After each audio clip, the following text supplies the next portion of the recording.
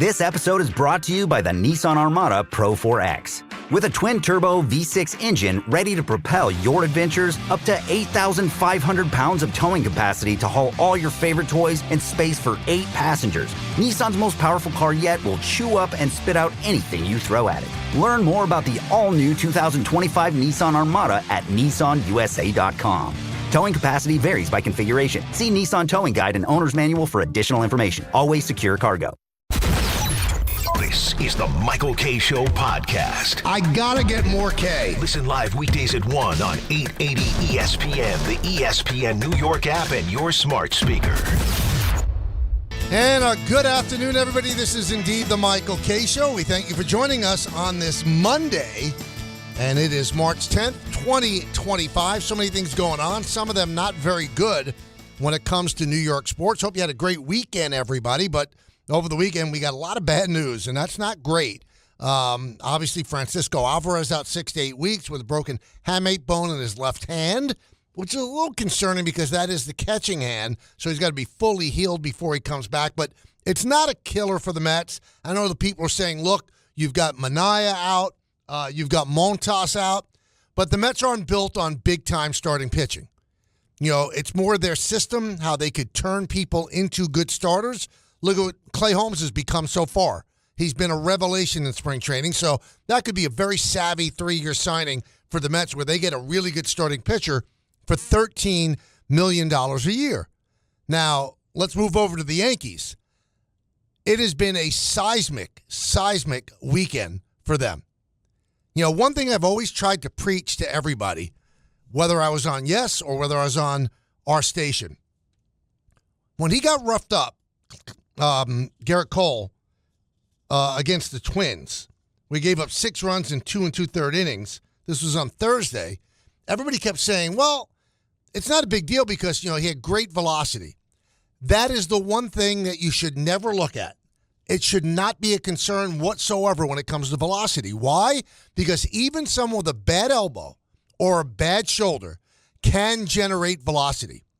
The thing that happens when there's something wrong with you is that you cannot have any kind of location. You have no command whatsoever. And that's what hurt him in that game. He did not have command. So, you know, they talk about his fastball was sitting at a good spot, right where he wants it to be at this time of the year, topped out at 97, sitting at about 95. And when I saw him get hit, it's funny because Anthony Pusick and I were texting back and forth, and you know, because he's got a dark humor and he's a sick guy, he said to me, when's he going to get the MRI? It just looked that he didn't look right, where he's a location guy. Despite being a power pitcher, that's why he's a great pitcher, because he generates velocity and can pinpoint his command.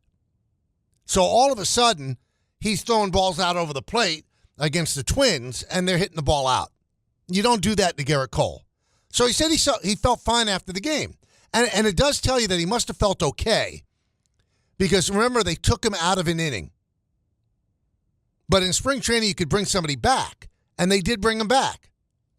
They brought him back the next inning, and he got 2 outs, and then they took him out. Then he said he went to bed that night, and he had great pain throughout the night in the elbow, and what we have not heard yet, but he is going to get a second opinion from Dr. Neil Elitrach, which is the guy you don't like to hear that your pitcher is going to visit Dr. Neil Elitrach. Not that he's a bad guy. He's a great guy. He also happens to be a surgeon, and this is his job. This is what he does. So when people go to see him, it's usually not good news. Now, you could say, well, last year he went to see him, and it was good news. Yeah, it was relatively good news, but he missed a full half season for the Yankees. Now, he came back, and he actually pitched very, very, very, very well. He had a 3.41 ERA in 17 games started. And then, if you want to even take it further, he was absolutely outstanding in the postseason. 5 games started, 2.17 ERA. And even in that horrendous Game 5, he was almost unhittable. And the 5 runs that he allowed in that 5-run inning that will go down in Yankee infamy, they were all unearned because of errors and his error of omission not covering first base. But he was great in that game. Great. And the Yankees came up with a different program, so he didn't have this problem. Well, last year in spring training, he had to shut it down because he had an edema and inflammation in the right elbow. And I always fight with people about this. When you get injuries like this, when you get inflammation, and then they rest, and then they get better, well, I always go, well, something caused the inflammation. Something caused the edema. What was that? So they treated the issue, and they got the inflammation out, and they relieved the edema, but what caused it, and was it fixed? We don't know what caused it, and it wasn't fixed. But he did get through the second half of the season without any kind of problems. And as I mentioned, the postseason, it was great. Anyway, long, drawn-out way to get to this point. This is a potentially devastating occurrence for the New York Yankees. I'm sorry, it is. I am not one to sit here and put lipstick on a pig. So the strength of this Yankee team, when spring training began, and when I said I felt they were the best team in the American League, was their starting five. Cole, Fried, Rodon, Luis Heel, Clark Schmidt. Heel is out for at least 3 months, maybe more. Now, signs point that Gerrit Cole could be out all year. Hoping against hope that that's not the case. I love watching that guy pitch. Love watching him pitch. I don't know if he's going to be able to pitch this year. So Jim Bowden of The Athletic, former Reds GM, former Yankee assistant GM, he reported last night that Cole has been told that he's going to need Tommy John surgery. And he's looking, for a second opinion. Obviously, you don't want to get cut unless you automatically have to get cut. But with the injury last year, with all the injuries he has on his arm, you hope that's not the case, but certainly that's where all signs are pointing. And boy, is it concerning. Boy, is it concerning. It's just awful. So now you've got a starting five of Max Fried's your ace, which it's fine. He served that role with the Braves. Carlos Rodon is your two. Marcus Stroman is probably your three. This is a guy who was on his way out. Now it's almost impossible for them to trade him. So forget about getting rid of that $18 million contract. They might be so dependent on Marcus Stroman that his 140-inning threshold is going to actually hit, and then he's going to be owed $18 million next year as well. That's your number three. Your number four is Clark Schmidt. Now, Schmidt could eventually rise up to number three, but because he was set back by a cranky back at the end of spring training or the beginning of spring training, he's a little bit behind. So we'll say Stroman's three. Clark Schmidt is four. Number five is Will Warren, who's had a very good spring but was really, really hit hard in his first major league outings last year and was hit hard in AAA. But they say he's come into camp with a different attitude, new pitch, changeup has been refined, his pitch to get out left-handers. They were really talking him up even before the injuries. So he's probably your number five, or Carlos Carrasco, or a guy named Alan Winans. So the strength of the Yankee team is now no longer a strength. And you also have Giancarlo Stanton, who's out for no one knows how long. So he just had his third PRP injection in both of his elbows. It's reported today he's going to get 2 more PRP injections in each elbow. He's not even close to coming back. And he said that it's a really, really painful injury. So the guy who's supposed to step up and protect Judge is probably out for a while. And that's the best case scenario. When I say a while, leaving a while wide open. So I don't know how to make you feel better about things, because I was the one, and it's so funny. People on social media are either trolls or really stupid, because there were some people going back and forth about these injuries, and one guy, I'm never going to give him the dignity of saying his handle on the air, Well, Michael Kay said it's the best team in baseball. Best team in the American League. We'll be fine. Michael Kay said that when Gerrit Cole was healthy, when Louis Heel was healthy, and when Stanton was healthy. Because no matter how much Yankee boy nonsense you want to put on my plate, I'm never going to lie to you. I thought the Yankees had a really, really nice road to get back to the World Series. And then when you're in the World Series, anything could happen, no matter who you play. And I thought when everybody was healthy, the way the team was built, the way they pivoted from Soto, that they were, in fact, the best team in the American League. Now, I think they're a playoff team, but whether they're the best team in the American League, I'm not feeling that. I don't even know if they're the best team in the American League East right now.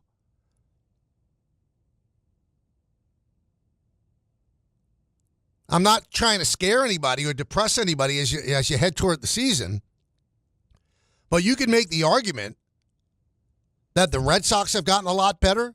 The Orioles last year, although the Yankees had a great season, they finished just 3 games out. Now, the Orioles are a little short on starting pitching as well, and Grayson Rodriguez is going to start the season on the IL, so that's a concern. But they got a youthful team. They've got a lot of depth in their minor league system.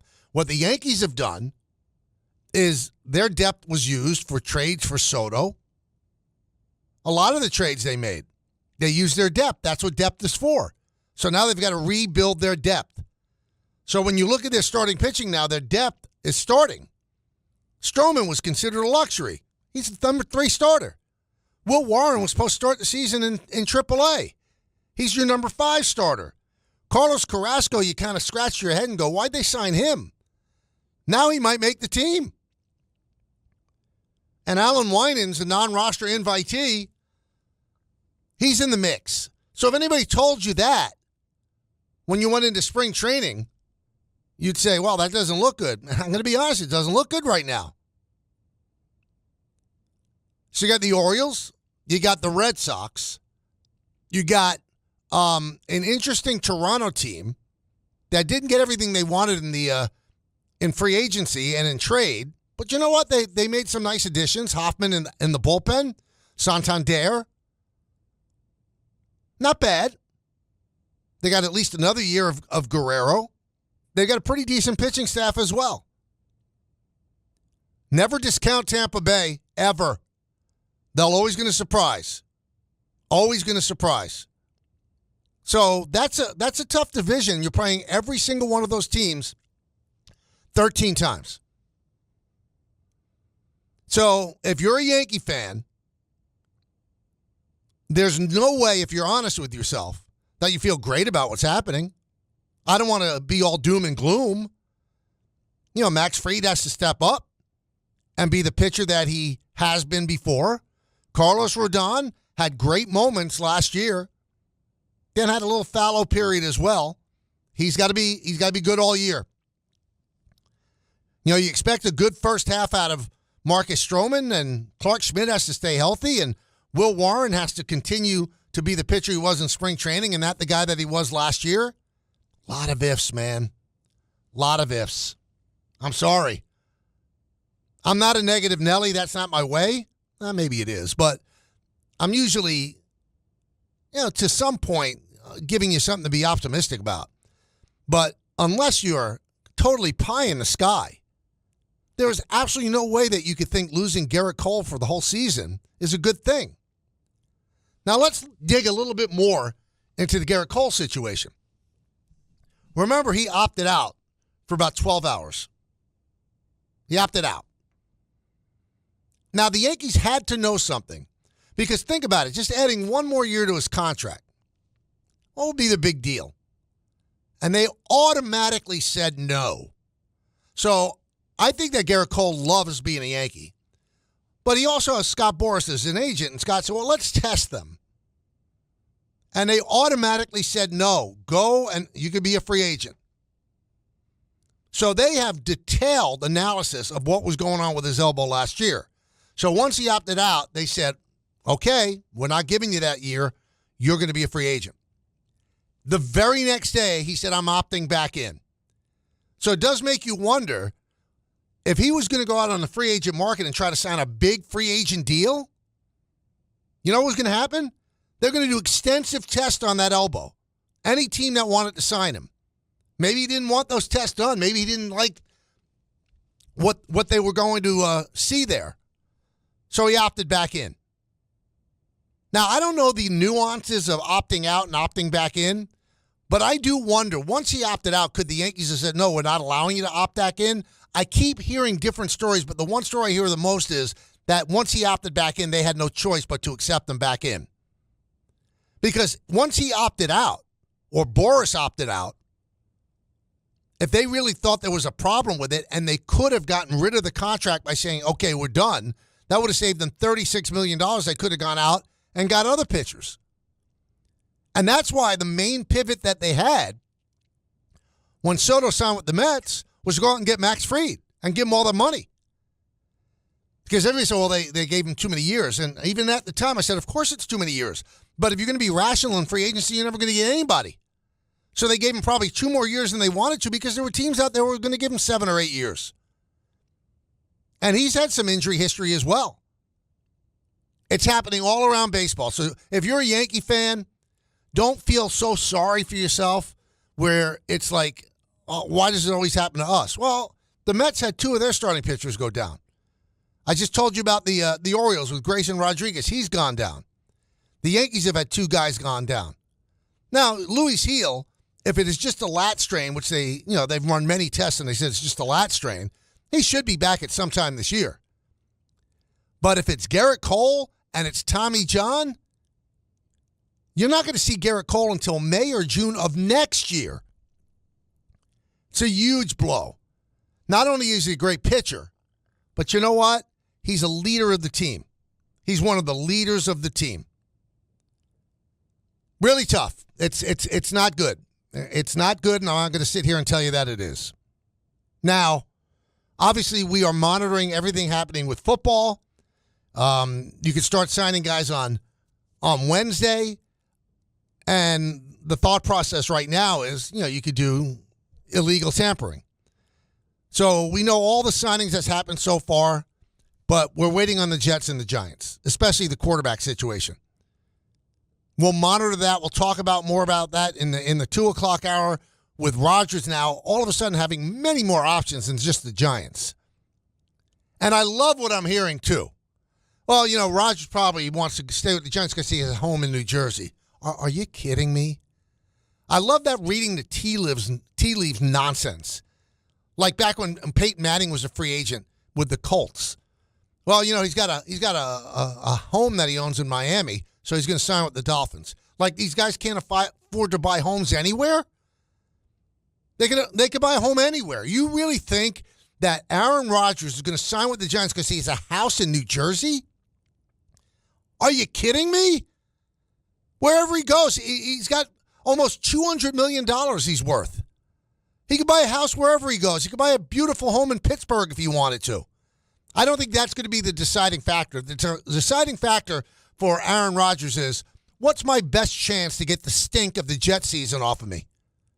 Where can I win some games and go out riding high rather than riding low? I think the most poetic thing that could happen, though, is if he ends up with the Minnesota Vikings. So he goes the same route as Brett Favre. And they didn't get along that great. So he does the same exact thing that Brett Favre did. 1-800-919-3776. That's the number. We want to hear from you. It's time for you to be the co-host. Again, 1-800-919-3776. Let's start off with Raul in Harrisburg. Raul. Hello, Raul. Hey, how you doing? Good. How are you? I'm doing good. Good. Yes. What do you got?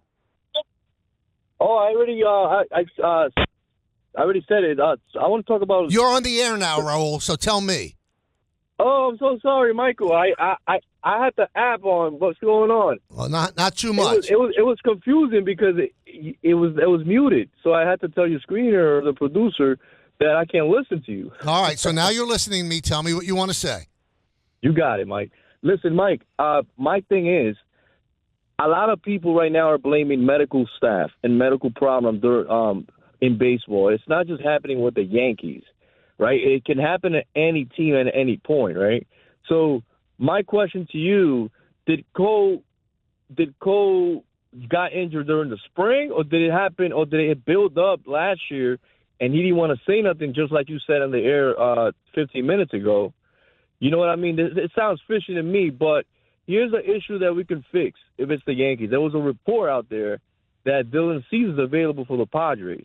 I don't know if that's true or not, but if it is, it's an emergency hack for the Yankees. I just want to know what you think about that and if it's legit. Well, I think that for a while there, you got it. For a while there, the Padres are looking to trade Cease or Michael King. So I'm sure the Yankees will explore all avenues. But remember, the Yankees are now a desperate buyer.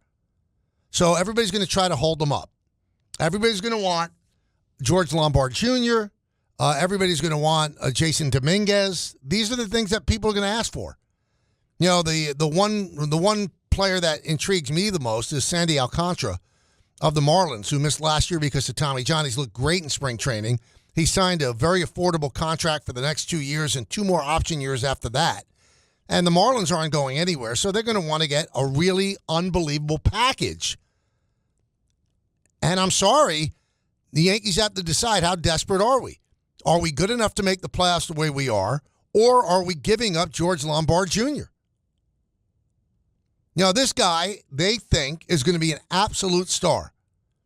So you've got to weigh desperation with necessity. Can they make the playoffs the way they are presently constituted? The American League is not that strong. So I think they can make the playoffs even without Cole, even without Heel, even without Stanton.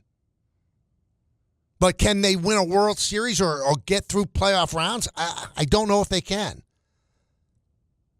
Now, the one positive of the Cole injury is if he is out for the year, they have insurance on that contract. They do. So they will be able to recoup some of that money and maybe then reroute it and spend it somewhere else.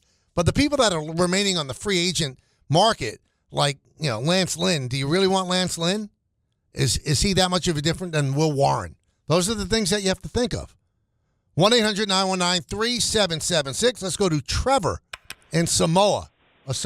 What's up, Trevor? Trevor? Michael, how's it going, man? Good. How you doing, man? Good, man. Hey, I got a quick question for you. Go.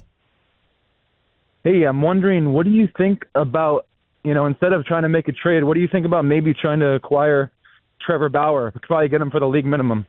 Okay, let me ask you a question. Why would they want Trevor Bauer, who just pitched in Japan the other day, didn't pitch well? Not one other team where pitching is desperately needed around baseball will even touch this guy. Why do you think they should do it?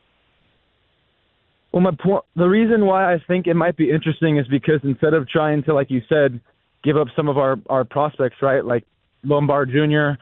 or anyone else, right, I just feel like there's a possibility that we can maybe instead try to sign a guy that I think can still pitch in the big leagues. I know it's a little bit of a risk just considering the kind of character that he is, but I think that taking a shot on him would be better than trying to give up someone that could be the future of our organization. Yeah, listen, I wouldn't want to give up George Lombard Jr. either, and we thank you for the phone call, Trevor, but I will tell you this. No one will touch Bauer with a 10-foot pole.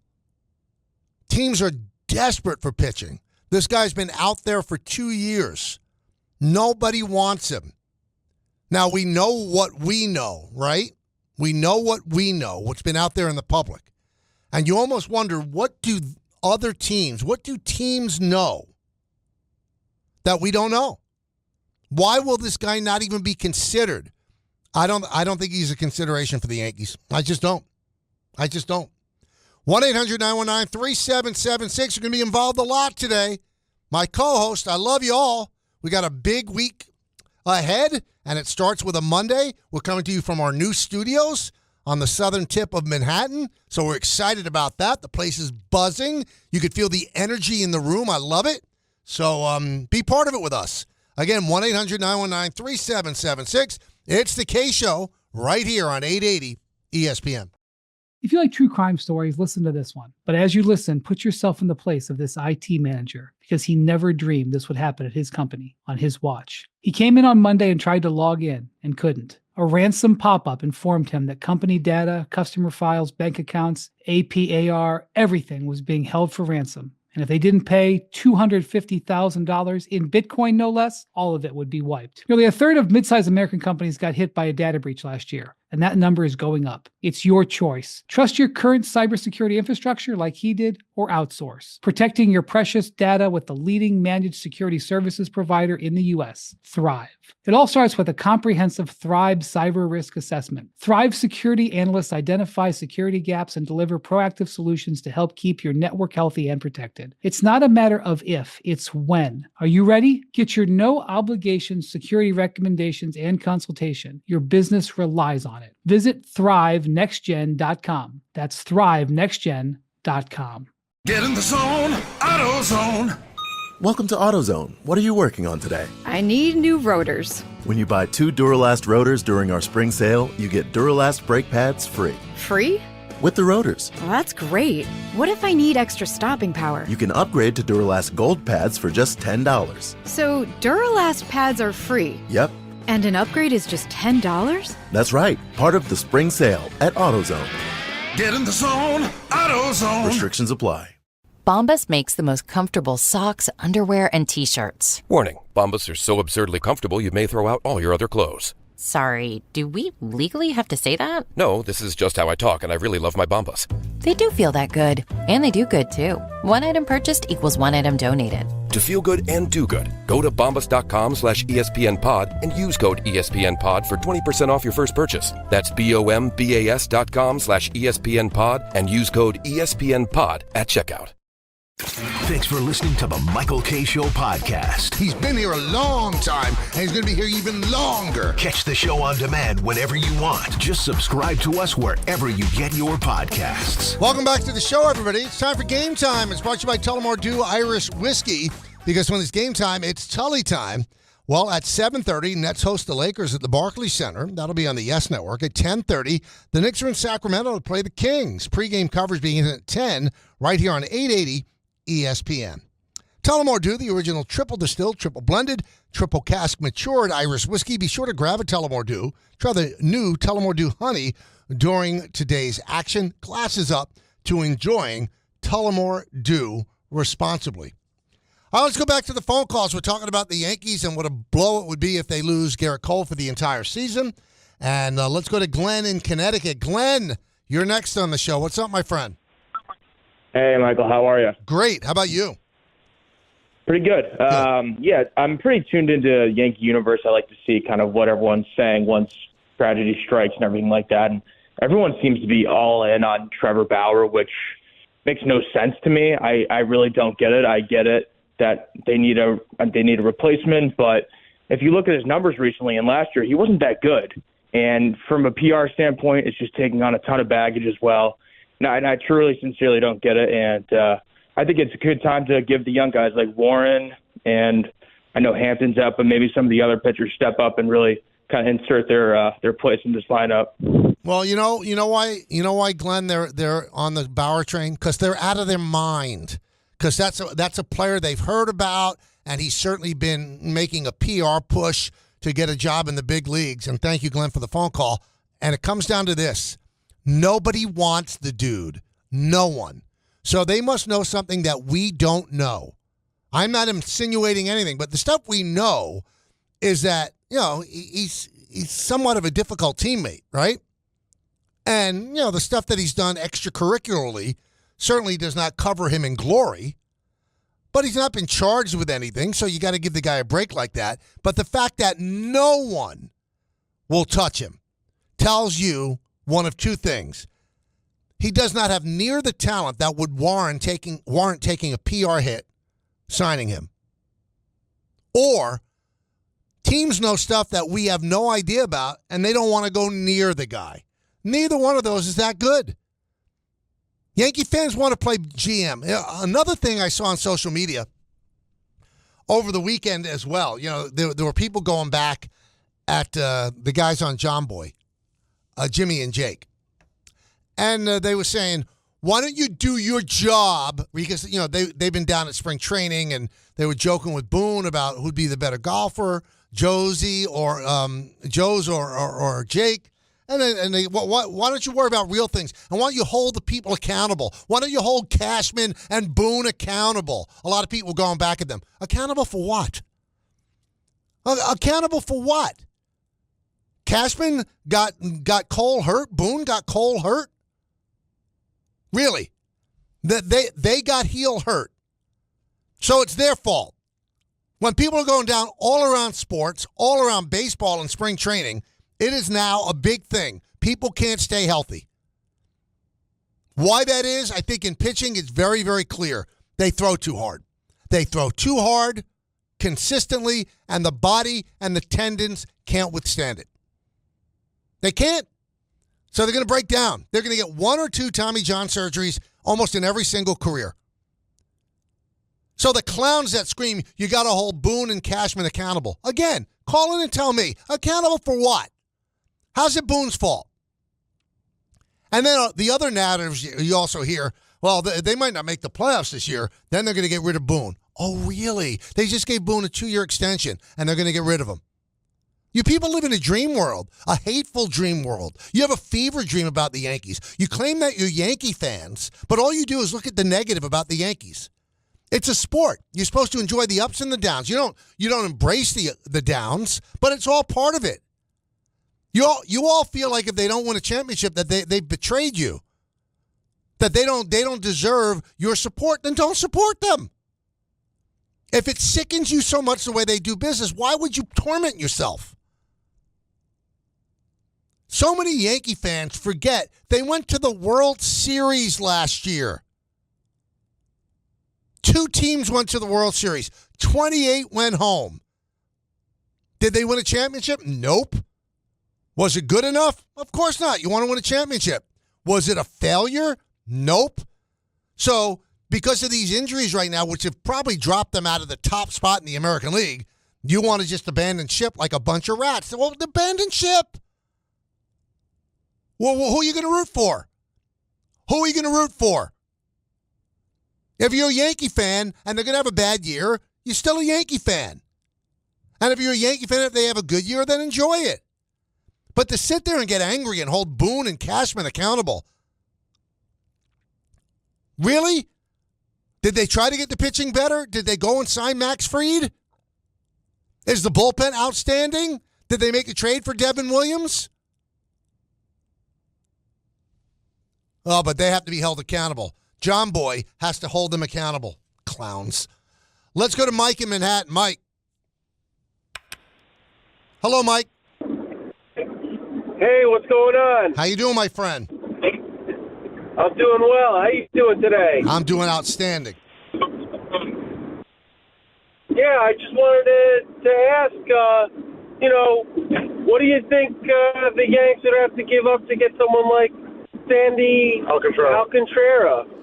I think they got to give up a lot, Mike, and we thank you for the phone call. They'd have to give up a lot. They'd have to give up their top prospect, which would be George Lombard Jr. They would probably even be asked for Jason Dominguez as well. And I've seen people say, well, you know what, just trade Dominguez and then sign Verdugo. Because Verdugo was such a revelation last year for the Yanks. He was so great. Not a bad guy, played very good defense, but offensively he was a zero. A zero.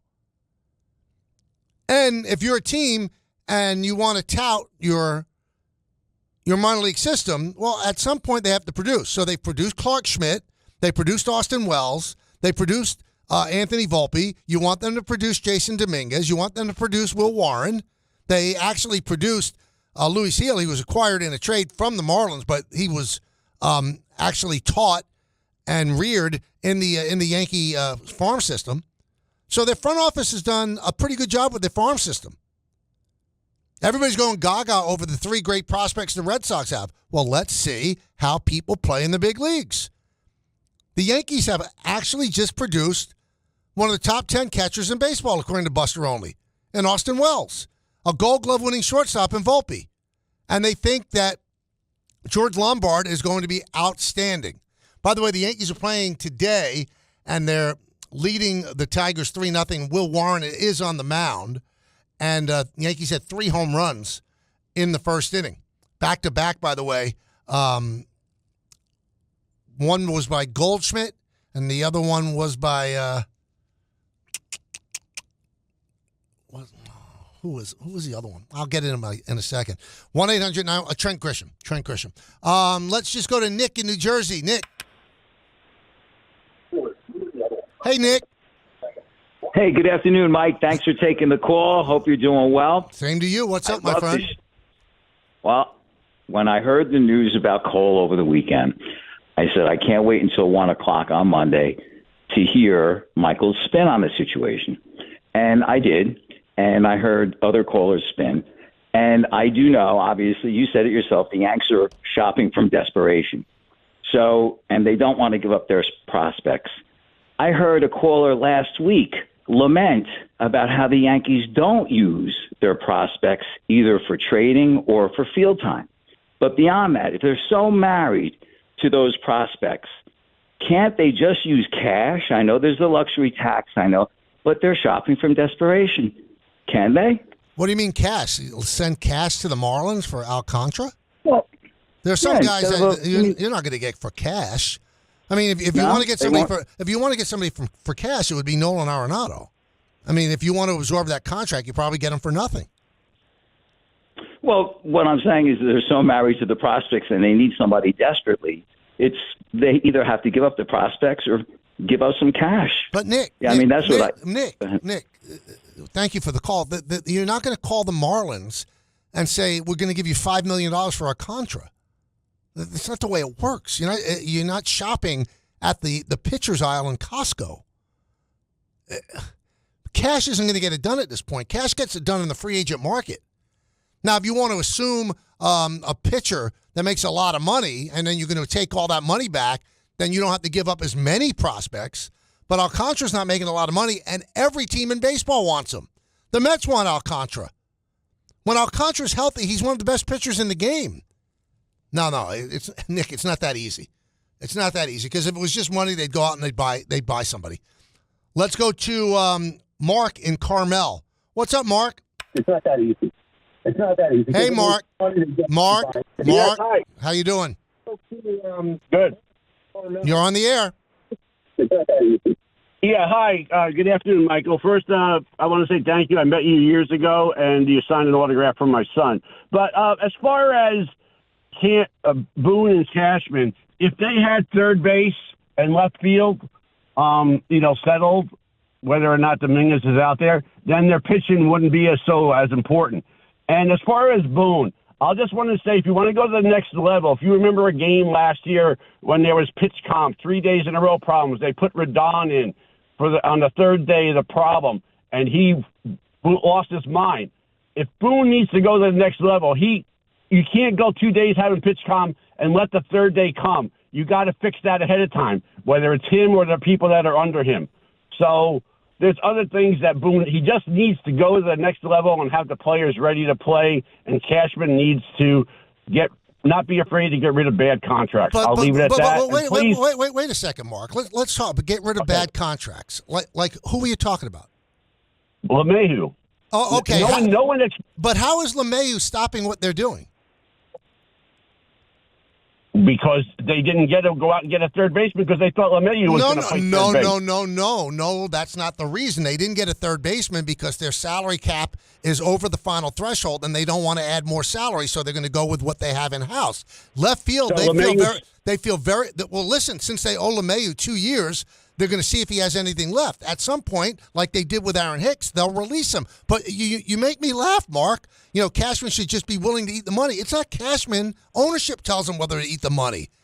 Brian Cashman can't go to Hal Steinbrenner and go, oh, by the way, I signed a bad contract. I want to get rid of the remainder of the contract. That's not the way it works. You guys make it so simple. It's not. We thank you for the phone call. It's not that simple. I mean, there are a lot of layers to this. You don't just say, I'm going to cut this guy. Well, okay, you got to go to Randy Levine. You got to go to Hal Steinbrenner. Steinbrenner has to go to the other investors in the club. You don't just eat $60 million in contract. You don't eat $30 million. They did eat the money on Aaron Hicks when they said, okay, enough is enough. Enough is enough. You people make it so simplistic. Aaron Boone is supposed to fix pitch comp. Don't you think that's at a level that's not on Aaron Boone's level? He could say, hey, we got to get this fixed. And then it's not fixed. It's on him. Don't you think it's a front office situation? You think they lost those games because of pitch? I mean, people look at this in such a simplistic way. It's unbelievable to me. It's absolutely unbelievable. This week, FanDuel is bringing you a Dog of the Day Profit Boost token. One of the best parts about the tourney is when an underdog takes down a powerhouse. And right now, those upsets can get even better. Because if your underdog bet wins, you'll land even more winnings with a profit boost. This is your chance to ride with the long shots, the scrappy teams, the ones that refuse to go quietly. Conference tournaments always provide a surprise. The Big Ten, ACC, and SEC, they're so deep. I'm keeping my eye on the big programs desperate to make the tournament. Now, if you've been waiting to join FanDuel, there's no better time. The app is easy to use, and when you win, you'll get paid instantly. Just visit FanDuel.com/K to download America's #1 sportsbook today and back your Dog of the Day with a profit boost. Because after all, anything can happen in March. 21 plus, physically present in New York. Opt-in required. Wager of at least 100 odds required. Bonus issued as non-withdrawable profit boost tokens. Restrictions apply, including any token expiration and max wager amount. See terms at sportsbook.fanduel.com. For help with a gambling problem, call 1-877-8-HOPE-NY or text HOPE-NY 467-369. When you're a small business owner, having your bookkeeping and taxes in order comes at a cost.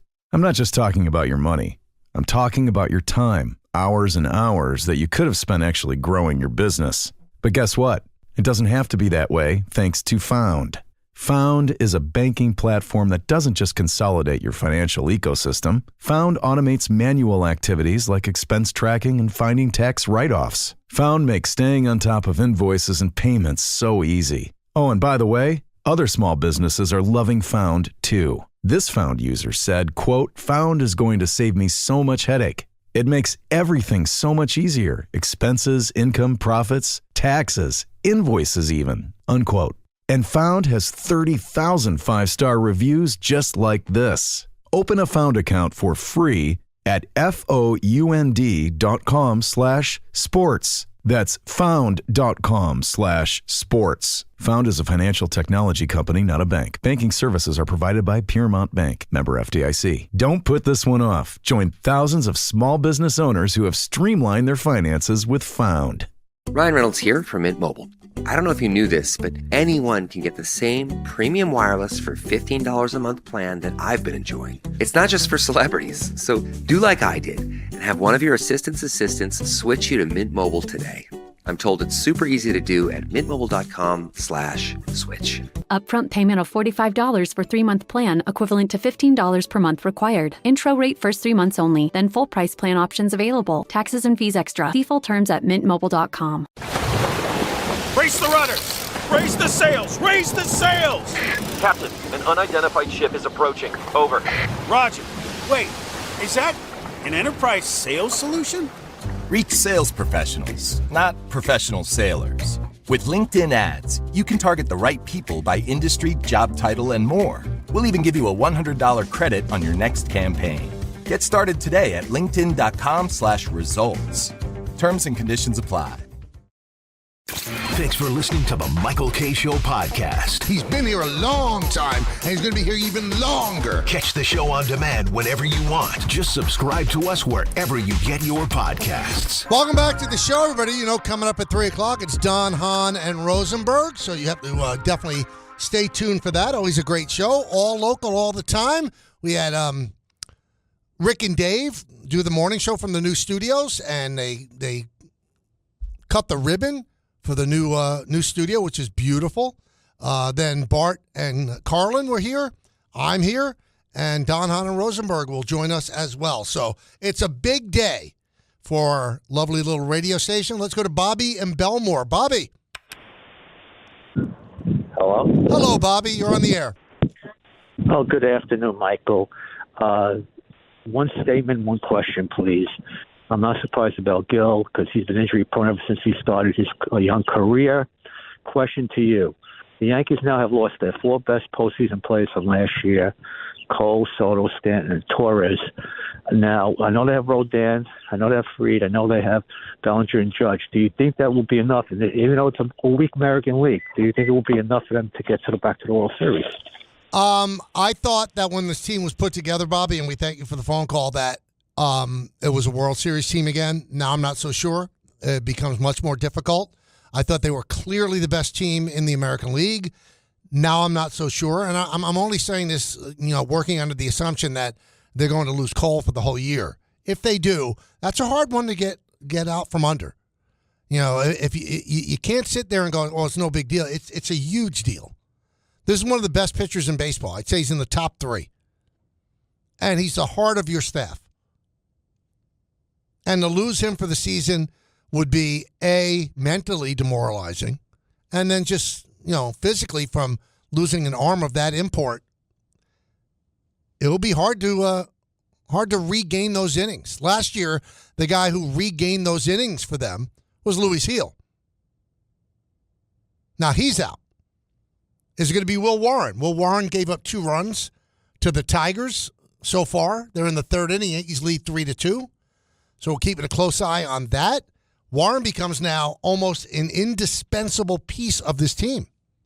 A guy that everybody had pitching for Scranton this year, if everything was going well, now is either your number 4 or 5 starter. Carlos Carrasco, a guy they signed to a minor league contract, now becomes a really important part of what they're trying to do. So do I think they're good enough to get to the World Series? I'd say it'd be really tough the way presently constituted. Can they do it? Sure. Absolutely they can. But it's going to be a lot harder than it was going to be 3 weeks ago. Let's go to Richard in Manhattan. Richard. Hello, Richard. Richard, you're on the air. Richard. Richie. Dick. Richard. He's gone. That's the 3rd time, Ray Dinahan, that he has pulled this in the last 3 weeks. So I think there's now a moratorium on Dick from Manhattan. For at least a week, he can't call in. Because if you're not going to be locked and loaded and ready to roll, then you can't call in. You can't be a co-host. A co-host has to be reliable. This guy's not reliable. He's probably drilling teeth. Let's go to Lake in Spokane. What's up, Lake? Hey, Michael, I got just a quick comment about George Lombard Jr. I know you've been talking a little bit about maybe trading him and Dominguez for Sandy Alcantara. My problem with it is, that's a 2-year deal, and right now, there's a lot of dead money tied up in LeMahieu, unless there would be a big resurgence from him. There's money tied up in Stanton over the next couple of years. There just seems like a lot of money where it's like maybe you just put the best team you can together for the next couple of years, hold on to guys like Lombard or whatever, and after some of these bad contracts kind of weed their way out, then maybe they kind of take that next step, keep moving. So I don't think that trading Lombard for Sandy Alcantara is a good idea in the future. Well, Lake, thank you for the phone call. I'm not saying that I would do it. I'm saying that if you call Miami and say, we want Sandy Alcantara, and by the way, it's spelled Tara, and everybody says Sandy Alcantara. It's really Alcantara, but I'm not blaming people. That's how he pronounces his name. But they're going to ask for George Lombard Jr. They're going to ask for Jason Dominguez. They just are. Now, in terms of taking on contract, if Sandy Alcantara is anywhere close to the pitcher that he was before Tommy John surgery, and so far in spring training, he has looked all that, then the money that he's owed the next 2 years, and then the years after that, which are option years, they're absolute bargains. He's making $17 million this year and $17 next year for a guy who, for all intents and purposes, is an ace. He's an ace. That's what he is. So taking on that salary is not, that's not cumbersome at all. You dream about getting a pitcher with that kind of salary, with that sort of talent. Hey, the road to the big game is now open through March 30th at the Paley Museum in Midtown Manhattan. Come see the Vince Lombardi Trophy from the New York Giants, all 58 championship rings, Super Bowl III tickets signed by Joe Namath, artifacts from Eli Manning, Phil Simms, and Tom Brady, unforgettable commercials, photo opportunities, and a celebration of the black heroes of football's biggest game. Just find the contest tile on the ESPN New York app for your chance to win tickets. Fans of all ages are welcome and free for Pally members and kids under 12. Visit pallymuseum.org for tickets and information. Got to tell you a quick story. So, we're celebrating the opening of our new studios here, which they're at the southern tip of Manhattan. And we used to be on 66th Street and Columbus in our most recent digs. So I've been down here once before. They had a Christmas party here. So our staff has been here, right? But we have not done shows from here because the studios were getting ready, and now they're ready, and they're beautiful. So I drove down. I had parent-teacher conferences to go to today.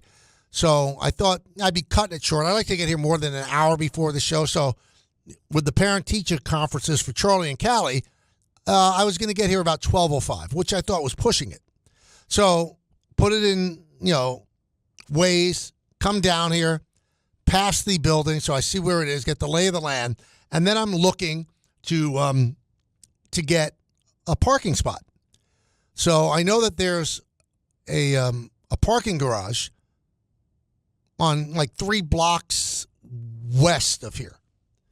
So I start making rights to get to that point. And then I look up, and all of a sudden, I'm in the lane for the Holland Tunnel. And I slow down, and I'm looking for like any way to get out of that lane. And then the police officers are screaming at me because I'm slowing down traffic.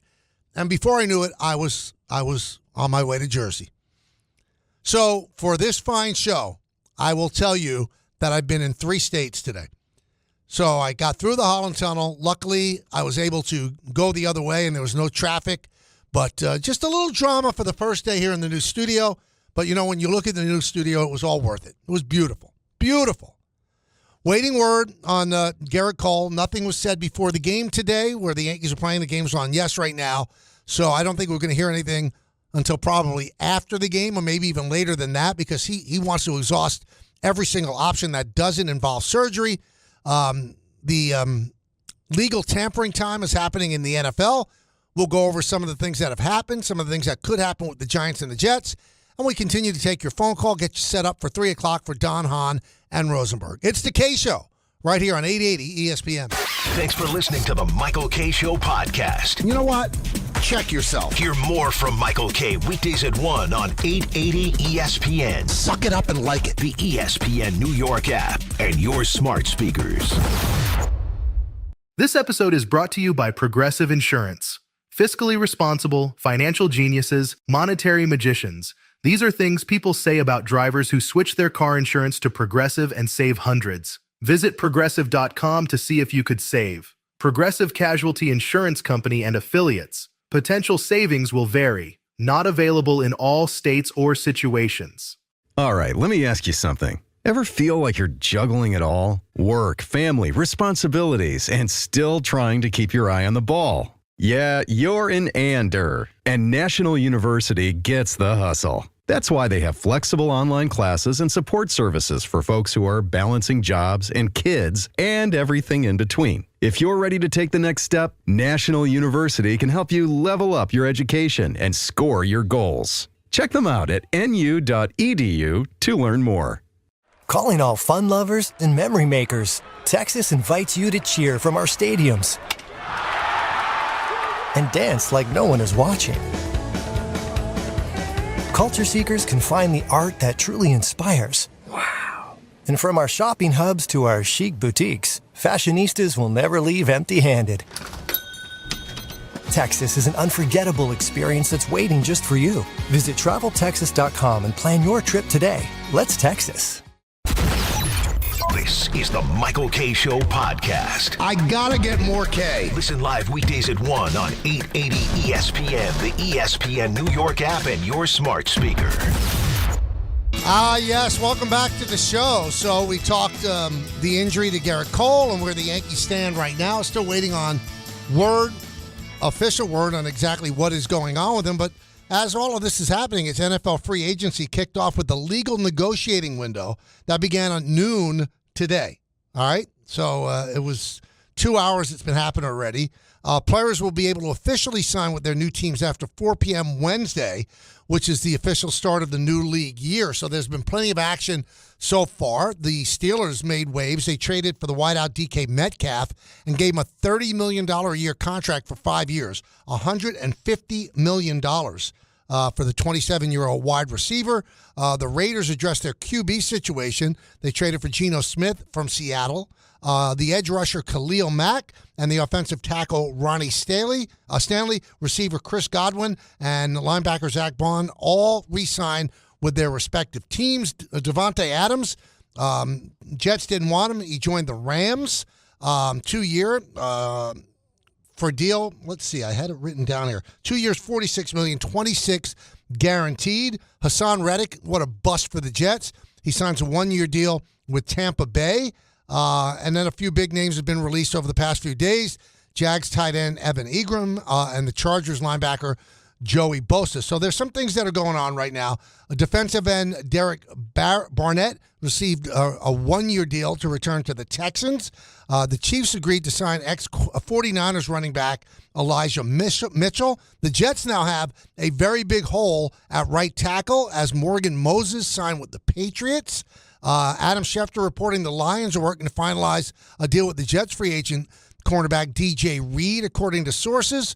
Schefter also reporting former Eagles cornerback Isaiah Rodgers reached an agreement on a 2-year, $15 million contract with the Vikings, and that deal includes $8 million fully guaranteed. So that's some of the stuff that's going on right now. But the thing that makes it a story here in New York, there's only one thing that makes free agency a story in New York, in my opinion, because I'll let you inside the inner workings of the station. You know, you talk about, what are you going to open the show with, this or that? And I was talking with some people, and they said, well, it's either football or the Gerrit Cole situation. And I said, well, football is not an option to open up a New York show right now, for me at least, because of the fact until the Jets and the Giants do something with their quarterback, that's a show open. The Yankees losing Gerrit Cole, a Cy Young Award winner, that's seismic. So until the Jets or the Giants do something with their quarterback situation, really, what is there to talk about other than the possibilities? So the possibilities of something are intriguing, but the fact that Gerrit Cole is actually hurt, well, that's a big deal. That's a big deal. So let's talk some possibilities now. It seems that Aaron Rodgers has some options. The Pittsburgh situation is intriguing. Would he want to go there and have to face the defenses in that division? Is that what he would want? Because he's got a big-time wide receiver now in Metcalf and Pickens as well. That's 2 big-time wide receivers. And that's a team that went to the playoffs this year. Are they going to bring back Justin Fields? Now, if they bring back Justin Fields, I'm talking about the Steelers, it does beg the question, why didn't you start Justin Fields when they were losing 5 games in a row at the end under Russell Wilson? Because Fields was 4-2 while Wilson was hurt at the beginning of the season. They went to Wilson. He played well for a while, and then it all went south. Then he never went back to Justin Fields, so you wonder how much they like Justin Fields. Justin Fields also becomes a viable option for the Jets or the Giants.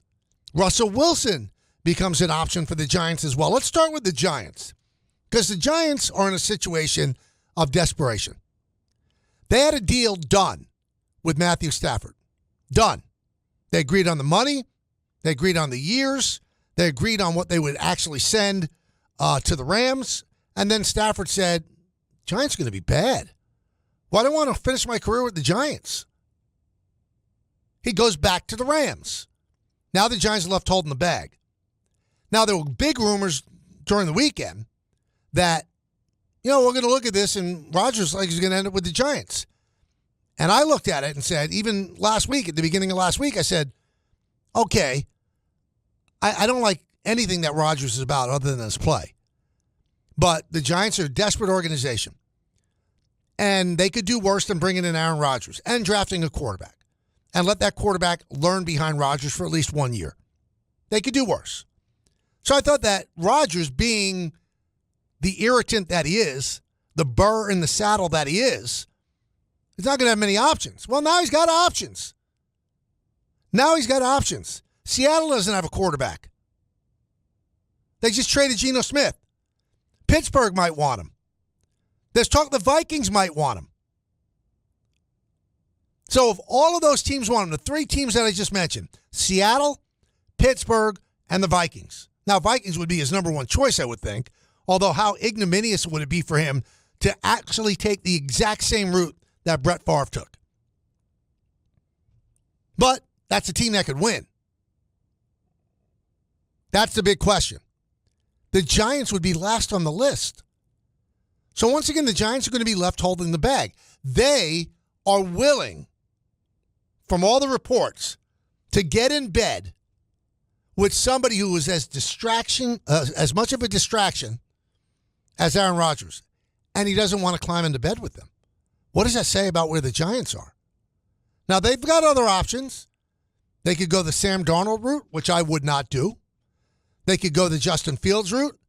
They could go the Russell Wilson route, although Russell Wilson did not have a good finish to the season with the Steelers, and the Steelers are without a quarterback, and it doesn't look like they're bringing him back. Daniel Jones is out there. Obviously, the Giants can't bring him back. Would he be an option for the Jets? Two New York teams in absolutely desperate times that they have to have a quarterback. But the better landing spot for any quarterback would be the Jets. Jets are a better team than the Giants. I mean, if you're a quarterback and you're going to the Giants, what are you exactly getting? You're getting Malik Neighbors. What else do you have? Are there a lot of weapons for them offensively? Are you happy with their offensive line? Big time question mark. But you can't play without a quarterback. And right now the Giants are sitting at number 3. And there might not be a quarterback available. Now, if you include Jackson Dart as one of the desirables, okay, he'll be available. Will Ward be taken first? Will Sanders be taken second? Then the Giants have a decision to make. Do you bring in Abdul Carter, Travis Hunter? You can't take Jackson Dart with the 3rd pick, can you? But again, desperate team. They have one quarterback on their roster, Tommy DeVito. Not a good time to be a Jet fan or a Giant fan right now. Free agency, not official yet. I said 4 o'clock on Wednesday. I'm not going to criticize either side until I see what they do. But when you are dealing from a position of strength, you can make better deals. When you're dealing from a position of absolute, unadulterated desperation, sometimes bad things happen. Not good. It is not good.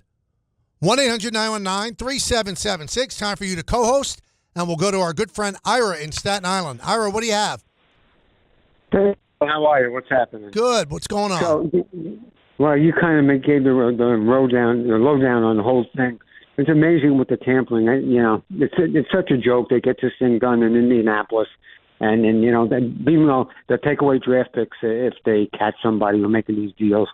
But with the situation with the Steelers, it seems like Rodgers and Donald are basically holding up the Jets because Fields is not going to commit to anybody until the Steelers either sign one of those two, and if they don't, then he'll go back to Pittsburgh. And so I'm very anxiously waiting to hopefully get Fields because I think that would be a nice option. They'll still draft. The one thing I am a little disturbed is that they lost Morgan Moses to the Pats today. Yeah, that leaves a big hole, right? It's a big hole. Now you got to depend on a rookie. You got to go get another veteran. To me, he was a real leader in the locker room, very well liked by his teammates. So I got to say that's one negative strike against them, and hopefully they could finish up the day on a positive note.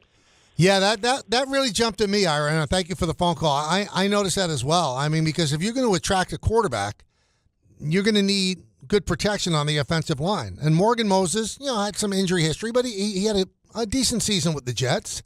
And all of a sudden now he's gone to a division rival. And watch out for the Patriots with Vrabel running the show.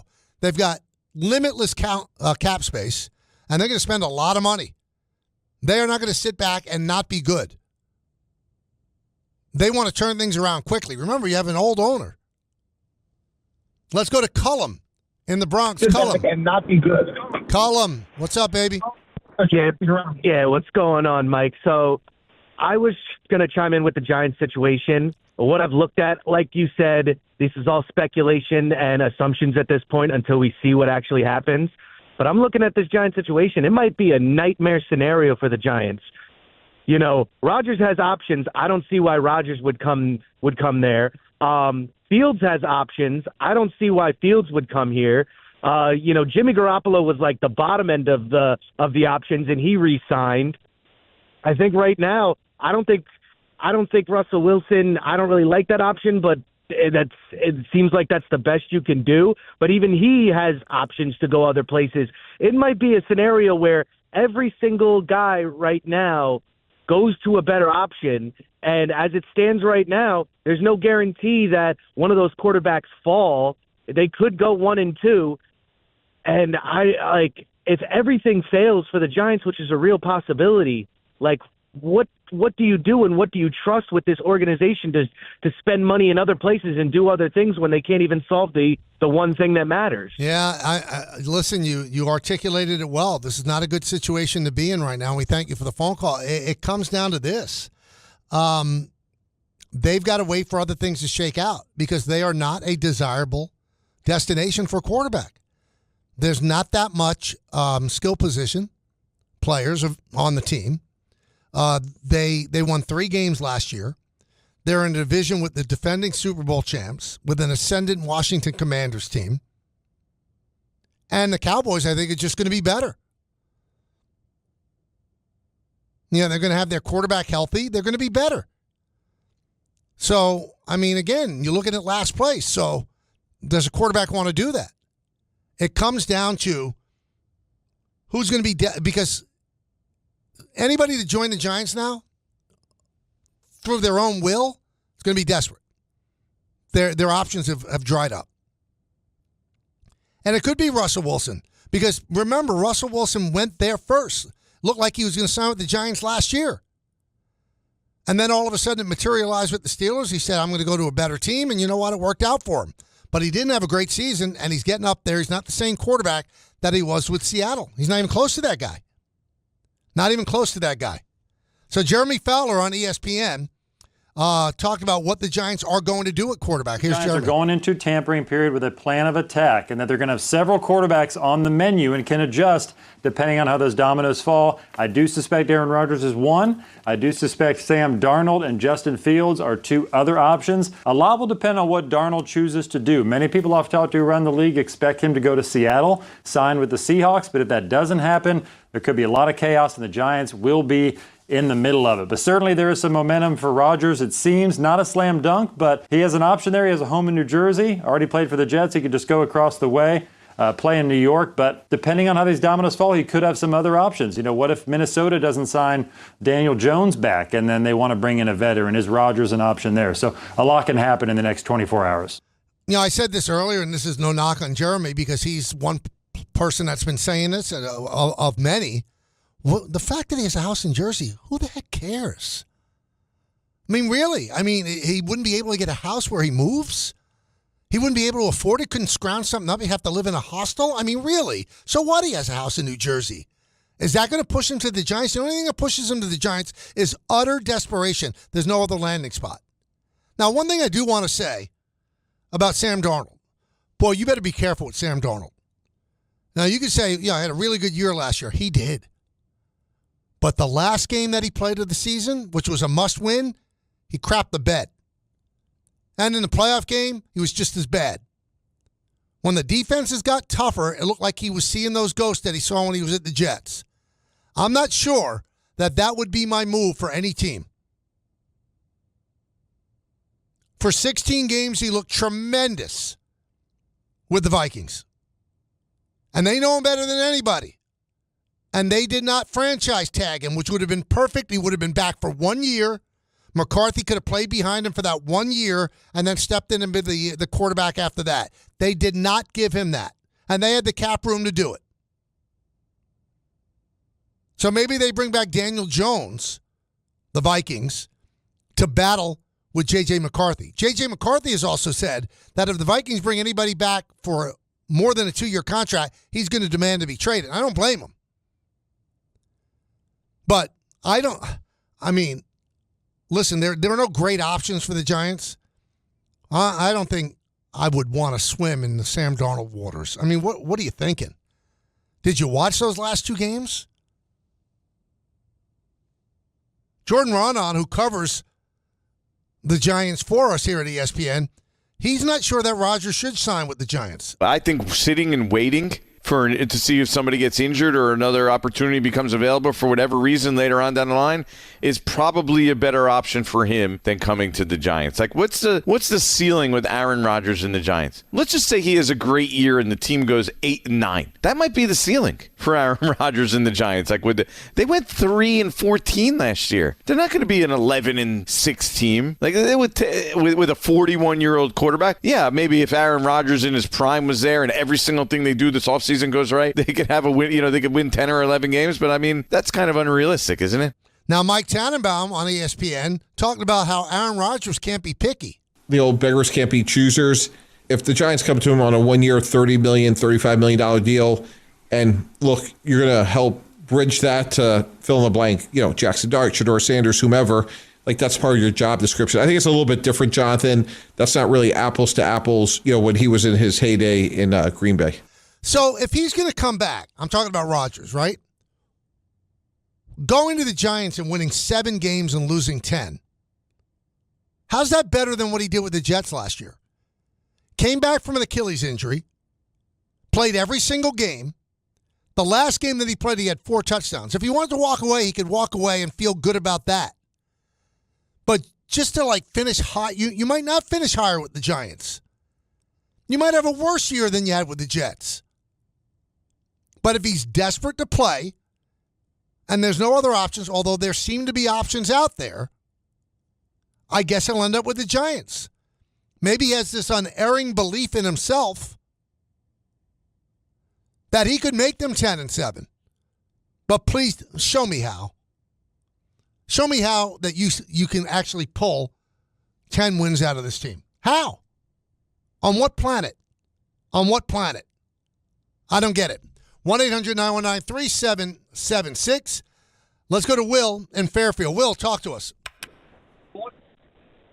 Hello, Will. Hey. What's going on? You're on the air. Hey, I very much enjoy your show. Thanks so much for this time slot. Oh, sure. So my question is this. Isn't the issue here the mistake that the Mara ownership made by hanging this sort of Damocles over the general manager and the coach? Wouldn't it be solved if they just said, sorry, guys, you're gone, or you guys have 3 years of runway to figure this out? I couldn't agree with you more. It's been something that I'm preaching. They have put these guys in a corner and said, well, we want to play important games in December. So they know, these 2 guys know they have to have some kind of quarterback that could win some games for them. Because if they come in at 3 wins again, they're both gone. There were 2 things that they could have done, Will, and we thank you for the phone call. One of them was getting rid of both. The second one was bringing them back, but giving them extensions to tell them, we believe in you. We believe in you, and we're going to give you the runway to turn this around. Instead, they went for option number 3, and it was the absolute worst option. They brought them back, and they brought them back to a period of being half pregnant. We're going to bring you back, but you better turn it around. Well, what is that? Again, that's half pregnant. You're either in or you're out. You're in or you're out. What they did was stupid. It was ill-advised. It was short-sighted. You're putting pressure on them to do what? To turn a 3-win season into a 10-win season? What kind of magic is going to have to happen for that to happen? It was ill-advised. I think that John Mara is gun-shy because of all the coaches that he's fired. And I'm not saying that Shane or Dable should have been fired. I could see bringing him back, but not for the 1 year. You got to bring them back for a longer stretch. So if you believe in them, because I don't know if John Mara really believes in them. Because if he really believed in them, he'd tack on a couple of extra years and say, these guys are going to be here. These are the guys that are going to turn it around. But I don't think that he's that sure. But he doesn't want to have the blood on his hands of, again, getting rid of a coach or a front office guy. That's what it comes down to. And I think it was ill-advised. It's not smart. And you've put these two guys, Shane and Dable, in a situation where they're desperate to get somebody. Because only a desperate team with 3 wins would bring in Aaron Rodgers. Aaron Rodgers is your desperate move. The Jets were desperate. That's why they brought him in. And the Giants, they read the papers. They listen to the radio shows. They know exactly the havoc that was wreaked by Aaron Rodgers with the Jets. They know everything. They know the Pat McAfee stuff. They know the conspiracy theories. They know the opinion on everything that moves on this earth. They know that's part of the package. And they're still willing and desperate to bring him in. Now, I'm told that Sam Darnold reportedly is signing with the Seahawks. So the Seahawks got rid of one Jet quarterback, Geno Smith, trade him to his former coach, Pete Carroll and the Raiders. And now Sam Darnold reportedly is going to sign a contract with Seattle. So that could open things up now for the Jets and the Giants. Might give you more of a landing spot with Rodgers. Might open up other options. Do we know, Tom Bauer, the price yet? Yes, 3 years, $110.5 million, 55 guaranteed. There you go. 3 years, 110, 55 guaranteed. That's not awful. So you're in for about 37 a year, something like that. So it's under 40. So 37 a year, not too terrible. I don't think anybody expects the Seahawks to win a Super Bowl. So they got themselves a viable quarterback for 3 years. And he's 27 years old. Now, if it's a team that wanted to win a Super Bowl, I'm not sure you go with Sam Darnold, because we saw that once the stakes rose and the competition got better and the game planning got better, he looked like a Jet. So there you have it. Darnold to the Seahawks. So one of the quarterback dominoes has fallen. 1-800-919-3776. Let's talk about it when we get back. Hey, this week, FanDuel is bringing you a Dog of the Day Profit Boost token. One of the best parts about the tourney is when an underdog takes down a powerhouse. And right now, those upsets can get even better, because if your underdog bet wins, you'll land even more winnings with a profit boost. This is your chance to ride with the long shots, the scrappy teams, the ones that refuse to go quietly. Conference tournaments always provide a surprise. The Big Ten, ACC, and SEC, they're so deep. So keep your eye on the big programs that are desperate to make the tournament. If you've been waiting to join FanDuel, there's no better time. The app is easy to use, and when you win, you'll get paid instantly. Just visit FanDuel.com/K to download America's #1 sportsbook today and back your Dog of the Day with a profit boost. Because, after all, anything can happen in March. 21 plus and physically present in New York. Opt-in required. Wager of at least 100 plus 100 odds required. Bonus issued as non-withdrawable profit boost tokens. Restrictions apply, including any token expiration and max wager amount. See terms at sportsbook.fanduel.com. For help with a gambling problem, call 1-877-8-HOPE-NY or text HOPE-NY. That's 467-369. This is a mini meditation guided by Bombas. Repeat after me. I'm comfy, comfy. I'm cozy, cozy. I have 0 blisters on my toes. Blisters. And that's because I wear Bombas, the softest socks, underwear, and T-shirts that give back. One purchased equals one donated. Now go to bombas.com/ESPNpod and use code ESPNpod for 20% off your first purchase. That's BOMBAS.com/ESPNpod and use code ESPNpod. If you like true crime stories, listen to this one. But as you listen, put yourself in the place of this IT manager, because he never dreamed this would happen at his company on his watch. He came in on Monday and tried to log in and couldn't. A ransom pop-up informed him that company data, customer files, bank accounts, APAR, everything was being held for ransom. And if they didn't pay $250,000 in Bitcoin, no less, all of it would be wiped. Nearly a third of mid-sized American companies got hit by a data breach last year. and that number is going up. It's your choice. Trust your current cybersecurity infrastructure like he did, or outsource. Protecting your precious data with the leading managed security services provider in the U.S., Thrive. It all starts with a comprehensive Thrive cyber risk assessment. Thrive security analysts identify security gaps and deliver proactive solutions to help keep your network healthy and protected. It's not a matter of if, it's when. Are you ready? Get your no-obligation security recommendations and consultation. Your business relies on it. Visit thrivenextgen.com. That's thrivenextgen.com. When you're a small business owner, having your bookkeeping and taxes in order comes at a cost. I'm not just talking about your money. I'm talking about your time, hours and hours that you could have spent actually growing your business. But guess what? It doesn't have to be that way thanks to Found. Found is a banking platform that doesn't just consolidate your financial ecosystem. Found automates manual activities like expense tracking and finding tax write-offs. Found makes staying on top of invoices and payments so easy. Oh, and by the way, other small businesses are loving Found too. This Found user said, quote, "Found is going to save me so much headache. It makes everything so much easier. Expenses, income, profits, taxes, invoices even," unquote. And Found has 30,000 five-star reviews just like this. Open a Found account for free at found.com/sports. That's found.com/sports. Found is a financial technology company, not a bank. Banking services are provided by Piermont Bank, member FDIC. Don't put this one off. Join thousands of small business owners who have streamlined their finances with Found. Thanks for listening to the Michael K. Show podcast. He's been here a long time, and he's going to be here even longer. Catch the show on demand whenever you want. Just subscribe to us wherever you get your podcasts. Welcome back to the show. First day in the new dig. So following this show, it's Don, Hahn, and Rosenberg. And I thought, let's pop Don on, because Don and I really are the OGs here. That is right. I don't hear Don. Nope. Yeah, it's all new to us. People are running in. How about that one? Try that. Hello. Yeah, that. No. Well, they're moving you physically.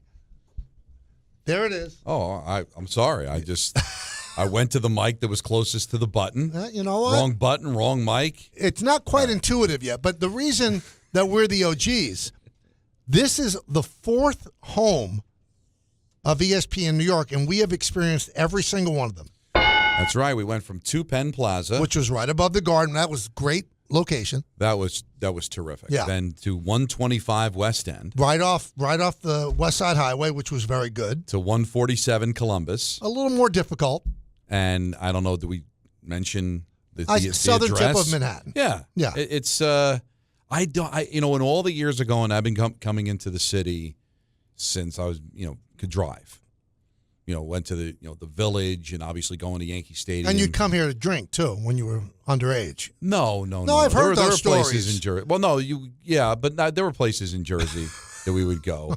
But no, you go to Bleecker Bob's in the Village or something like that. But I don't really have that much experience in Lower Manhattan. I think I went to the World Trade Center once.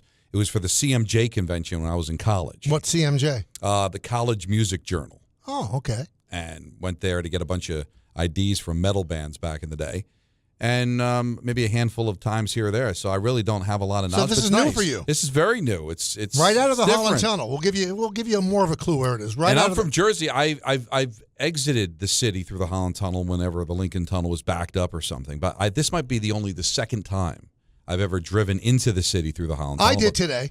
Yeah, I could see where that could happen. Yeah, I'm a moron. That's why. No, and also there's all construction. There's a lot of construction. You get stuck in places where they've got those whatever you call them, those plastic little pillars, and you can't cross through different lanes, and you got sucked in. Yep.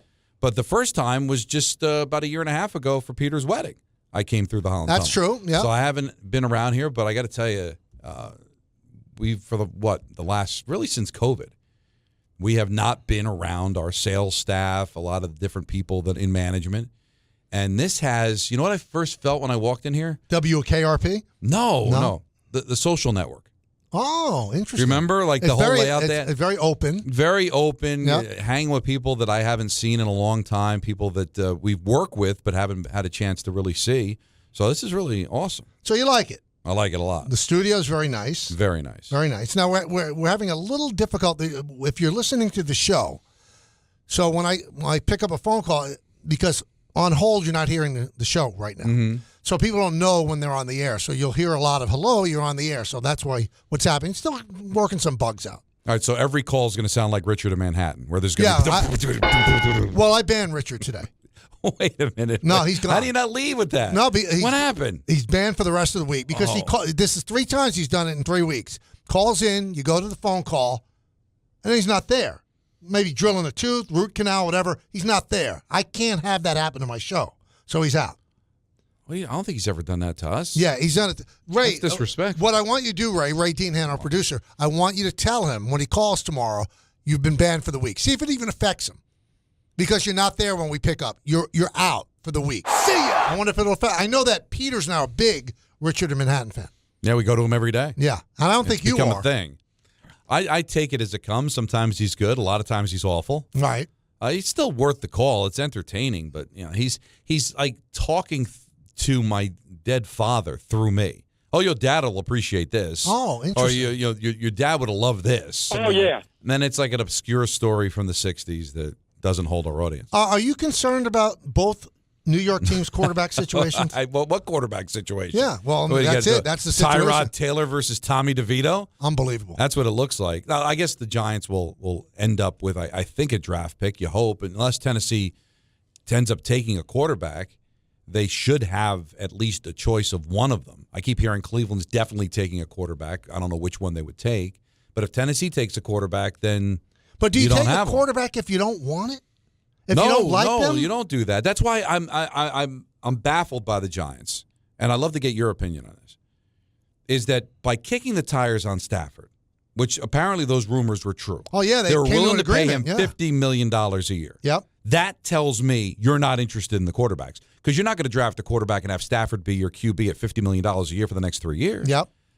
And then you don't get Stafford, and now you all of a sudden want the quarterbacks? Like, if you want the quarterback, why would you take Stafford? You take the quarterback, right? Or you'd sign Rodgers or Wilson to mentor the young quarterback. The fact that they were in on Stafford tells me they're not interested in either of these quarterbacks. They're not in love with them. But because at 3, I got to love them. I know, but because Mara put them in a desperate situation, they might just have to take one of them that they don't love. Well, you say desperate situation. Are they desperate to get a quarterback, or are they desperate to win games this year to save their job? They're desperate to win games. So then you're looking at Rodgers or Wilson to be their starting quarterback to win the allotment of games for you to be able to keep your job. Yeah. Because I'm all over the place with this because John Mara said, I thought it was wrong. I thought we should have moved on. Or given him an extension. Exactly. Everybody argues with me. You're the only one that agrees with me with that. That's the only way to go. Because you can't. Even Jordan Ronan, we had him on, and he's like, why would you give him a contract extension? Because you got to show that you believe in these guys. To have them be in their walk year in 26 with a young quarterback where now you can let them go and then you're going to have a new regime for your young quarterback. If you say that you believe in them, you give them a contract extension or you let them go. If you really want to put a ring on them. Otherwise, let them go. And then John Mara says, if we're in the same place next year we are now, I'm going to be really upset, which suggests that if they win 3-4 games, they're going to be out of a job. Absolutely. You're going to start all over again. So now they're going to have to win. So what happens if they draft a quarterback now and they win 3 games? You're going to bring in a new coach and a new GM that might not even like that quarterback? That would be complete ignorance. But John Mara said what he said. So if I'm Shane and Dable, I got to win games, right? Now, I keep going back to Indianapolis. Everybody looks at the Indianapolis game as, oh, they won that game. It cost them a higher pick. I look at that game. You remember the game against Indianapolis? Yeah. After the game, you remember what Dable said? Yeah, if we had quarterback play. Right. So now they're thinking, if we get ourselves a decent quarterback and we've got some room under the cap, we make some moves, we might be able to win 7-8 games and keep our job, which I'm fine with because I'm sick and tired of just losing. You know how I feel about tanking. But you got to believe in the young quarterback. If you don't believe in either of these two, then you don't draft them. But if you believe in them, then you've got to give them the best chance to succeed. A, by having a veteran quarterback mentor them, and also you're going to have to make sure that the regime stays so you're not blowing it up on this kid in year 2. Are you okay if it's Rodgers? Yeah. You are? Yeah. I am too, but it kind of sickens you and tells you how desperate they are because you saw exactly what happened on the other side of the stadium. But he ruined everything he touched. Because they handed him everything and said, please win us a Super Bowl. All the Giants are going to do is give him an opportunity nobody else is willing to give him. And then you just mentor our young quarterback and go out there and play. Like, how could he dictate policy? Wouldn't you laugh at him if he did? I mean, he hasn't done anything over the last 2 years. If he comes in here and says, I want Adams, I want Lazard, I want this, I want that. If you're Shane and Mara, wouldn't you just say, shut up and play? No, You're lucky to be in the NFL. I think he's in that situation where it's shut up and play. He has to. But he is who he is. He's still going to do McAfee. I get He's it. still going to give an opinion on everything. Let me tell you this. Everybody's doing something, right?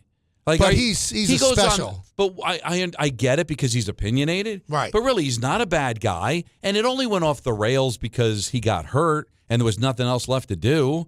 I mean, I think that if you can get the play that he had in the second half of the year, and I understand those games were in Florida and it was warmer and it was against not so great competition, but if he's got a little something left, wouldn't you want your young quarterback to watch a future Hall of Famer the way Eli watched Kurt Warner? I would like that because, one thing that you can't say, he did take care of Jordan Love.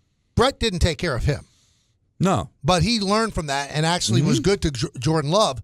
But we'll see. But, does he want to play a year? Does he want to play 2 more years? How could he the only reason that you would even get into bed with somebody who was so disruptive in many, many ways is because you're desperate. Because they have to win or go home. Yeah, and I get the whole tanking thing, but I do think at some point you got to start being a respectable franchise. A lot of people have said, well, it's good if they win only 2 or 3. Maybe they get Arch Manning. Really? Is that the way you're thinking? You want another 2-win season? There's some Giant fans that might not be alive in 2026. You're starting to damage the brand. I mean, both these franchises. Absolutely. I had this conversation with so many people. Why do you think there are so many Cowboy fans and Dolphin fans and Raider fans in New York? Because for decades in the 70s, the Giants and Jets were awful. Right. And now I can have the Sunday ticket. I can watch any team. Why do I have to every Sunday sit and watch 2 garbage football teams play? It seems like it's outrageous. But you don't think that that's going to carve into the fan base to see this kind of pap year in, year out? Absolutely. I mean, my kid's 10, my son. It killed him when Saquon Barkley went to the Eagles. Killed him. And then to watch him in the Super Bowl. I hate the Giants for letting him go. And he hates Saquon Barkley. But that's how a young person. So he might say, listen, I want to root for whatever. You know what's killing me? You know why I want the Giants to win? I live in Central Jersey. Right. Marco goes to school with Eagle fans. The Eagles just won the Super Bowl.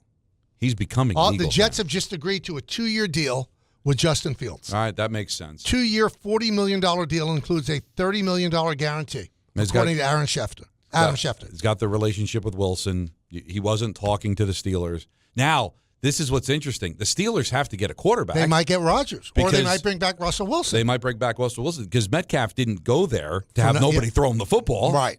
Probably didn't go there to have him Fields throw him the football either. So is it Wilson or Rodgers? And now with Darnold going to Seattle, and we knew he wasn't going back to Minnesota, does Rodgers go to Minnesota? Or do they hand it over to J.J. McCarthy? I think they're just going to give it to McCarthy because they think they can do anything with a quarterback. Can you imagine if he goes to Minnesota, though? I mean, the exact same route. Wouldn't it be crazy? Brett Favre. It would be crazy. And Darnold for less than $37 million a year. But people seem to ignore the way Darnold finished. That reminded me of Jet Darnold. I get it, but that whole team, they didn't block for him. That team, that doesn't the team same take team the hit? he did great for 16 games though. But we don't blame the coaching staff for spitting the bit. We don't blame all the other players on the team, the offensive line. They went up against the Detroit twice. It was clearly a better team, and they completely wet the bed. But the whole team did. But only Sam takes the hit. Listen, do I think he's an MVP quarterback? No. But, Michael, it's less than $37 million a year. Yeah. The guy's going to go out there and throw me 30 touchdowns, 10 picks. The Giants are paying Daniel Jones $40 million a year to do half of what Darnold did last year. I want to show you something before you go to your meeting. You're the OG here. You're the first voice ever. Look what I got today. Did you get this? Yes, I did. You did? Yes. Okay, Troy this is something you would like. No, it's really nice. Yeah, I could see you wearing this. I like the swag. And it's got 880 on it? No, ESPN New York. So in case Because there's it's another very fluid. in case there's another It's- change, you're not locked in. People don't know that when we were on Yes, there was many different outfits I was forced to change because it didn't have the right frequency. I had to get rid of the 1050 shirt. I had to get rid of the 98.7 shirt. But 880, I think we're locked in. But this just says ESPN New York, so we're good. I feel really good about everything right now. Yeah, it looks. And I wasn't sure. You weren't sure about the place, or? I said to Nancy, this is going to be a turning point walking into this office. Right. I'm either going to be completely disgusted or thrilled. There's never any medium with me, right? Or, No, or this you're place, black anyway. or white, never gray, And except your hair. I'm over the top. Wow. I'm over the top. I saw positive. you sitting because I could see now out into the room. You seem very relaxed. I've seen I thought you were people- going to light up a blunt. You look so no, relaxed. I don't partake. A cigar, maybe. I mean, no, I had one a decade. I dream about cigars like most people dream about women. Just do it. Why are you an enabler? Because you're not going to do the woman. Well, I just said but cigars. Well, women can be bad for you too. I guess if it's the wrong women. But cigars are bad. I got kids now. I got to think of my health. Okay, you look terrific. Thank you. Their show is coming up at 3. It's Don Hahn and Rosenberg. All three will be in the studio. It's going to be wonderful. I'll be listening, and you should be as well. So the Jets have a quarterback. The Giants still waiting. We'll break it down for you. 1-800-919-3776. KNU right here on 880 ESPN. As the number and severity of third-party breaches continue to rise, companies are increasingly vigilant, not just about how they handle their own data, but how their vendors do as well. For security and compliance leaders, this means more security reviews are coming across your desk every day, and valuable time is being wasted on manual security reviews. With Vanta Questionnaire Automation, security and compliance teams can complete security reviews up to 5 times faster, giving you time back to focus on running your security and compliance programs. Over 8,000 global companies like ZoomInfo, Smart Recruiters, and Noibu use Vanta to save time on security reviews. Visit vanta.com/podcast to learn more about questionnaire automation. That's VANTA.com/podcast. Are you ready to build your company's dream team? Just like in sports, finding skilled players is essential for success. With Robert Half's winning combination of specialized recruiting professionals and award-winning AI, we'll help you find the MVPs and key role players who will have you hanging banners in the rafters. Because in business, it's all about having the experienced team on your side. At Robert Half, we know talent. Visit roberthalf.com today. Grainger knows space at your facility is limited. As a maintenance specialist, you only have so many spots for backup products in your inventory roster, which means space on your bench comes at a premium. Well, when it comes to breadth and depth, Grainger's got you covered. They've got over 1 million industrial-grade products. Plus, fast delivery helps reduce the inventory you need to keep on hand, freeing up space and capital while giving your operation a winning edge. Call 1-800-GRAINGER, click Grainger.com, or just stop by a local branch. Thanks for listening to the Michael K. Show podcast. He's been here a long time, and he's going to be here even longer. Catch the show on demand whenever you want. Just subscribe to us wherever you get your podcasts. All right, so if you just missed it, in the previous segment I was on with Don, Adam Schefter reporting that Justin Fields, formerly of the Steelers, and before that, first-round draft pick with the Chicago Bears, reached a 2-year, $40 million deal with the Jets. $30 million of it guaranteed. So I don't hate this. You know, Ira and Staten Island called us earlier. This is what he wanted. This is what he gets. There's an upside to Fields. There is. Now, if Fields ends up being the quarterback that the Bears thought he was going to be when they drafted him as high as they did, you know what? The Jets have solved their quarterback problem for 10 years. For 10 years. He's still really, really young. So what can they get out of him? All right, so now the Jets have solved their quarterback issue. And maybe they take a flyer on a quarterback later in the draft. But now they don't have to think about taking Shedeur Sanders with their pick, with the 7th pick if he drops that low. Or they don't have to think about Jackson Dart. They've got Justin Fields. They did what they have to do. So we are still waiting on the Giants and what they're going to do. But the Jet quarterback situation, it's Justin Fields with Tyrod Taylor backing up. That's a pretty good situation. They've got some skill position players. They've got a defense. They've got a new coach. Let's see. Let's see how it plays out. 1-800-919-3776. Let's go to David in Hoboken. David? Hello, David. Hello, how you doing? Good. How you doing, buddy? I'm good, man. Good. What's up? You're on the air. Oh, nice. Yeah. Hey, Michael. Hey, David. What's going on? Not much. Sorry, I got thrown off there. That's all right. First off, I just wanted to say, just a compliment real quick. You're awesome. I've been listening to you for a long time, man. I'm a big-time Yankee Giant Knicks fan, and you're welcome. It's just nice to listen to you. That's nice of you to say. I appreciate it.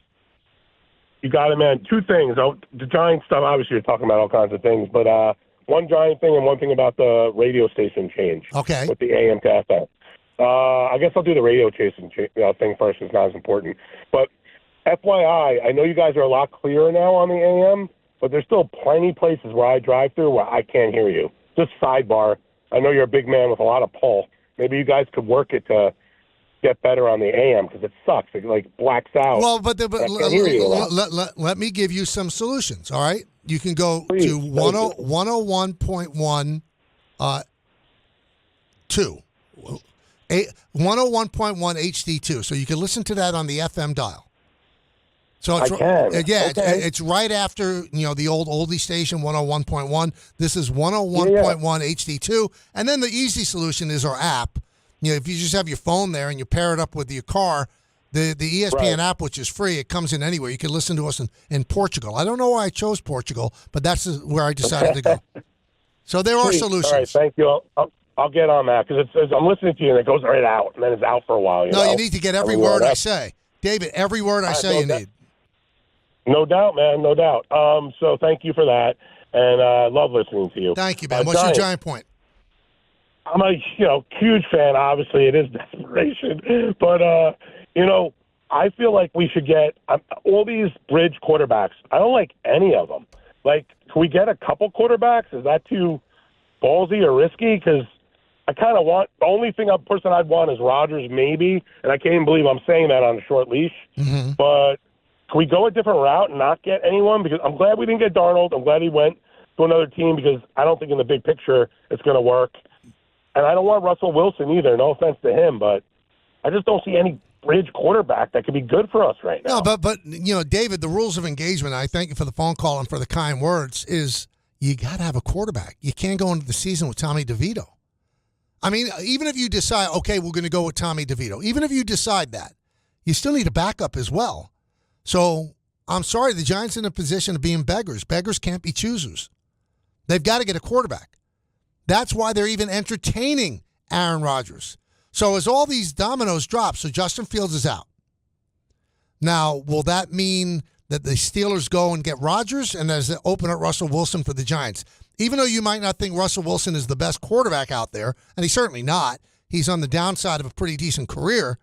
He's better than Tommy DeVito. He just is. Tommy DeVito's a nice, fun story, but he is what he is. So they might go the Russell Wilson route. They might. I'm really intrigued to see how this is going to play out. First day in the new studio. We're thrilled about it. I sent out a picture of it coming up. Don, Hahn, and Rosenberg. It's going to be great. You got to stay tuned for them. And in the words of Billy Joel, life is a series of hellos and goodbyes. I'm afraid it's time for goodbye again. See everybody. Have a great day. Thanks for listening to the Michael K. Show podcast. You know what? Check yourself. Hear more from Michael K. weekdays at 1 on 880 ESPN. Suck it up and like it. The ESPN New York app and your smart speakers. This episode is brought to you by Progressive Insurance. Fiscally responsible, financial geniuses, monetary magicians. These are things people say about drivers who switch their car insurance to Progressive and save hundreds. Visit Progressive.com to see if you could save. Progressive Casualty Insurance Company and Affiliates. Potential savings will vary. Not available in all states or situations. All right, let me ask you something. Ever feel like you're juggling it all? Work, family, responsibilities, and still trying to keep your eye on the ball? Yeah, you're an and-er, and National University gets the hustle. That's why they have flexible online classes and support services for folks who are balancing jobs and kids and everything in between. If you're ready to take the next step, National University can help you level up your education and score your goals. Check them out at nu.edu to learn more.